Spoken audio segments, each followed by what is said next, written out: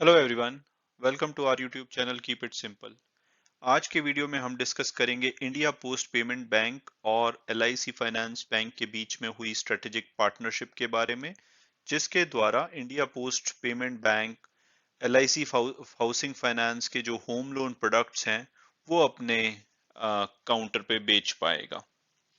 तो चलिए जानते हैं सारा मामला क्या है।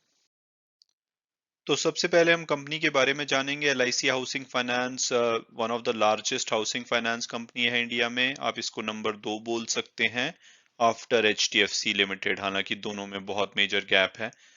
और ये लॉन्ग टर्म फाइनेंस प्रोवाइड करती है इंडिविजुअल को नए घर परचेज करने के लिए, या उसमें कंस्ट्रक्शन करने के लिए, या पुराने घर को रिपेयर या रेनोवेशन कराने के लिए।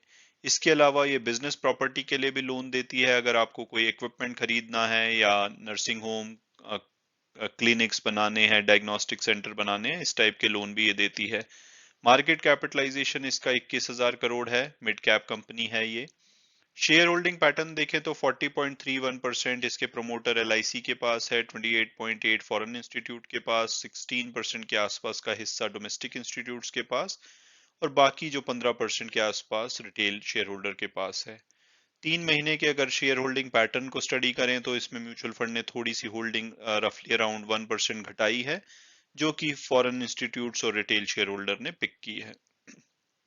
फाइनेंशियल्स इसके बात करें तो इसकी टोटल इनकम तो कंसिस्टेंट रही है पिछले सारे क्वार्टर्स में, लेकिन इसके प्रॉफिट में भारी कमी देखी गई है। तो अगर पिछले साल से कंपेयर करें तो 81% इसका प्रॉफिट कम हुआ है, और लास्ट क्वार्टर जो कि मार्च में एंड हुआ उससे भी कंपेयर करें तो 50% से ज्यादा इसका प्रॉफिट कम हुआ है। और उसका सबसे बड़ा कारण है कि कोविड-19, जिसकी वजह से इनके बहुत सारे लोन डेवलपर्स को जाते हैं, और डेवलपर आगे अपने घर नहीं बेच पा रहे, इस वजह से वो इनके होम लोन की पेमेंट नहीं कर पा रहे हैं। और उसकी वजह से इनको एक बहुत बड़ा इम्पेयरमेंट करना पड़ा 830 करोड़ का फर्स्ट क्वार्टर में, हालांकि पिछले क्वार्टर में 977 करोड़ था, उससे थोड़ा सा कम था। तभी आपने देखा होगा कि पिछले मार्च क्वार्टर में भी इनका प्रॉफिट काफी कम हुआ था। और इसमें से 88% जो ये इम्पेयरमेंट है ये डेवलपर लोन का ही है, जो कि इन्होंने बड़े बड़े डेवलपर्स को पैसा दे रखा है। तो चलिए आगे बढ़ते हैं। तो अगर हम अब लेटेस्ट न्यूज़ की बात करें तो इसमें ये है कि इंडिया पोस्ट, जो पोस्ट ऑफिस होते हैं, उन्होंने एलआईसी हाउसिंग फाइनेंस के साथ एक स्ट्रेटेजिक पार्टनरशिप करी है, जिसमें कि वो इंडिया पोस्ट के जो 4.5 करोड़ से भी ज्यादा के कस्टमर हैं उनको इनके होम लोन प्रोडक्ट्स प्रोवाइड करेंगे। उनकी अगर इंडिया पोस्ट की बात की जाए तो 650 ब्रांचेस हैं, 1,36,000 बैंकिंग एक्सेस पॉइंट्स हैं, जिससे कि वो एलआईसी हाउसिंग के जो प्रोडक्ट्स हैं उनको पूरे पैन इंडिया में एक्सेसिबल करा सकते हैं। तो दोनों ने मेमोरेंडम ऑफ अंडरस्टैंडिंग साइन किया है। और इससे इसके बाद जो भी क्रेडिट अंडर राइटिंग की प्रोसेस होगी या डिस्बर्समेंट करना होगा, वो सारा का सारा अभी भी एलआईसी हाउसिंग करेगा। इंडिया पोस्ट सिर्फ सोर्सिंग करेगा, वो अपने काउंटर पे सिर्फ इसको बेचेगा, और उसके बाद की सारी प्रोसेस एलआईसी हाउसिंग ही हैंडल करेगा। और इससे मेनली जो टारगेट किया जा रहा है, क्योंकि इंडिया पोस्ट का नेटवर्क बहुत ही सॉलिड है, तो जो अनबैंक्ड या अंडर सर्व्ड लोग हैं, जो कि टीयर 2, टीयर 3, टीयर 4 सिटीज में रहते हैं, उनको ये एलआईसी हाउसिंग के प्रोडक्ट्स दिलवाने में मदद करेगा। और अगर इंडिया पोस्ट की बात की जाए तो वो अभी भी जनरल और लाइफ इंश्योरेंस प्रोवाइड करते हैं अपने कस्टमर को। इंश्योरेंस कंपनी के साथ उनकी पार्टनरशिप है, तो अगर आप कभी गए होंगे किसी पोस्ट ऑफिस में तो वहां पे एलआईसी के एजेंट्स बैठे होते हैं।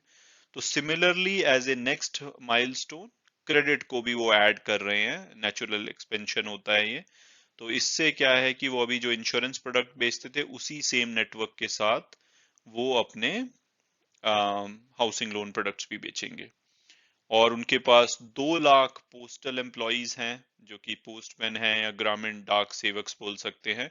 और उन सब के पास या मोस्टली के पास माइक्रो एटीएम, बायोमेट्रिक डिवाइसेस हैं, जिससे कि आप घर घर जाकर भी वो लोन की सर्विसेज प्रोवाइड कर सकते हैं। तो ये एक गेम चेंजिंग पॉइंट हो सकता है एलआईसी के लिए भी। तो देखना है कि ये आगे चल के कैसे चलता है। तो अब अगर आप इंटरेस्टेड होंगे कि भाई इसके बाद क्या इसका शेयर प्राइस जंप करेगा या हमें शेयर में इन्वेस्ट करना चाहिए, लेट्स डिस्कस ऑन दैट। तो सबसे पहले अगर हम इसकी परफॉर्मेंस देखें तो पिछले 1 वीक में 5% शेयर बढ़ा है और आज में 4% से ज्यादा बढ़ा है इस न्यूज के बेसिस पे। लेकिन फिर भी अगर हम 3 महीने का देखें, 5% एक वीक में बढ़ने के बाद भी अभी भी 18 से 19% ये 3 महीने में गिरा है। और उसका मेन कारण वही था कि इसके फोर्थ क्वार्टर के लास्ट ईयर के रिजल्ट और फर्स्ट क्वार्टर दिस ईयर के रिजल्ट इसके खराब आए, इनकी इम्पेयरमेंट कॉस्ट बढ़ी और प्रोविजनिंग बढ़ी, जिसकी वजह से इनके प्रॉफिट काफी कम हुए। तो वही कारण है जिसकी वजह से इसकी शेयर प्राइस काफी नीचे गिरा है। और अगर हम टिकर टेप के एनालिस्ट की देखें तो वो रफली बोलते हैं कि ऑन एन एवरेज ये 434 रुपए रहना चाहिए, जिसके कि बहुत ही पास ये आज पहुंच चुका है। और हायर साइड पे वो 580 और लोअर साइड पे 348 का टारगेट देते हैं। आईसीआईसीआई डायरेक्ट 400 का टारगेट देता है, जिसको कि अभी ये बीट कर चुका है। और मोतीलाल ओसवाल 525 का टारगेट दे रहा है। तो अगर मेरी ओपिनियन इसमें हो तो इसमें अगर अच्छी बातें बताई जाएं तो इनकी, जैसे भी इन्होंने हैवी प्रोविजनिंग करी है पिछले 2 क्वार्टर से, तो वो थोड़ा धीरे धीरे कम होनी चाहिए, क्योंकि अब इकोनॉमिक एक्टिविटी बेटर हो रही है, लोग घर ले रहे हैं। तो होपफुली लाइक इनकी प्रोविजनिंग आगे आने वाले क्वार्टर्स में कुछ प्रॉब्लम तो रहेगी लेकिन कम होनी चाहिए, तो वर्स जो है इनके लिए ओवर होना होना चाहिए। इसके अलावा क्योंकि ये एलआईसी का पेरेंटेज है ना, उस नाम की वजह से इनको जो अपना कैपिटल है वो लो रेट पे रेस करने में सक्सेसफुल होते हैं, जिससे कि ये मार्जिन हेल्दी रख पाते हैं और कॉम्पीट कर पाते हैं। और इनका जो सबसे बड़ा एक इशू चल रहा है कि इन्होंने रफली 2334 करोड़ की प्रेफरेंशियल शेयर इशू करने हैं एलआईसी को, अपने पेरेंट कंपनी को, जिसको कि सेबी ने होल्ड करवा रखा है। क्योंकि वो जो प्राइस ये 514 रुपए का कोट कर रहे हैं, 514 रुपए 43 पैसे का, तो उसमें वो सेबी अग्री नहीं हो रहा है, तो ये एक स्टेलमेट चल रहा है। आई थिंक वो kind of A game changer होगा। अगर वहां पे अभी भी इशू चलते हैं और लंबा टाइम लगता है तो ये नेगेटिव होगा, लेकिन अगर वो क्लियर हो जाता है, फंड रेस कर पाते हैं, तो वो एक पॉजिटिव होगा। तो इसलिए मैं उसको बोलूंगा कि न्यूट्रल किस साइड पे जाएगा। अगर वो पॉजिटिव होता है तो शेयर प्राइस भाग भी सकता है, और नेगेटिव होता है तो शेयर प्राइस इम्पैक्ट भी हो सकता है। इसके अलावा ये हर 4 साल में अपनी वेजेस बढ़ाते हैं अपने एम्प्लॉयज की, जो कि इस साल में इनको 15% का एडिशनल एम्प्लॉय एक्सपेंसेस बढ़ा सकता है इनके, जो कि एक नेगेटिव है। तो ओवरऑल अगर मेरी ओपिनियन मानी जाए तो मैं इस सेगमेंट में, अगर मुझे हाउसिंग लोन में रहना ही है, तो एचडीएफसी का कोई मुकाबला नहीं है। एचडीएफसी लिमिटेड वो इनसे बहुत ही बड़ा है। तो मुझे लगेगा कि अगर मुझे इन्वेस्ट करना हो पर्सनली तो मैं एचडीएफसी के साथ रहूंगा रादर देन एलआईसी के साथ। आप थोड़ा बहुत पैसा में भी जब थोड़ा प्राइस गिरे तो इन्वेस्ट कर सकते हैं, क्योंकि कंपनी का रेट फिर भी अच्छे प्राइस पे अवेलेबल है और यहाँ से लगता है कि चीजें बेटर होंगी।